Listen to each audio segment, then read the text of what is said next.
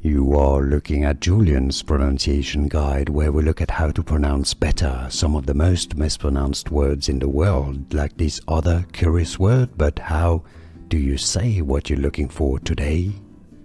We are looking at how to pronounce this company name, and we'll be looking at how to say more brand names that too many people mispronounce, so stay tuned to the channel to learn more.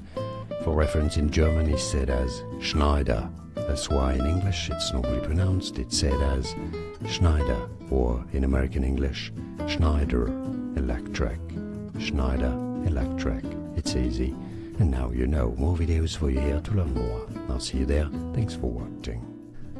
Here are more videos on how to pronounce more confusing words and names too many mispronounced. Like this video if you found it useful. I appreciate your support. I'll see you soon and thanks for watching.